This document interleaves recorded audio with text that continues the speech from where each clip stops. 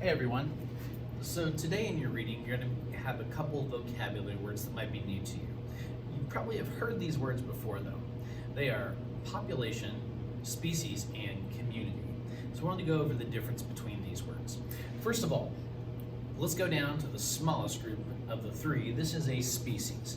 If we look at this picture of a watering hole in Africa, we've got multiple different species. And you can know a species because that's generally the thing that you would call one of an item. So, in this case, we've got the species zebra. A zebra is a type of organism. A zebra is a species. An elephant is also a species. Now, the reason that we don't call them all one of one thing, well, there are a couple of different reasons. First of all, these things look fairly different. They have different characteristics. But the second and main reason is, if these two things tried to mate, you would not get another animal. Zebras make more zebras. Elephants make more elephants.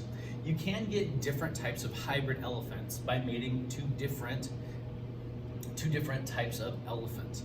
You can get slightly different dogs with different characteristics by mating two different dogs that have very different characteristics, but those things are still dogs. These would still be elephants. They're still the species.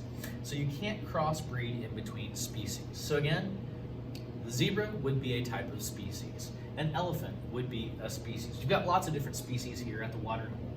You can see there's some wildebeests over here. There are some gazelles over in this way. There's actually a lion hiding up in the corner. So these are all different species. When we look at then a population, the population is going to be all of one given species in an area. So right here, this would be the population of zebras. All of the zebras all of the thing of one thing in a given area. So again, zebra was our species. All of the zebras in the given area would be the population of that area of zebras. We have a population of elephants in this area, population of wildebeests over here, and a population of gazelles, and so on and so forth. So again, a species is the type of thing. The population are all of that species in a given area. The last word we're going to look at would be a community, and this one you will not see in Discovery Ed, but I wanted to go ahead and give it to you because a community are all of the species, all of the populations in a given area. So again, our species might be the zebra. All of the zebras in this area would be the population of zebras.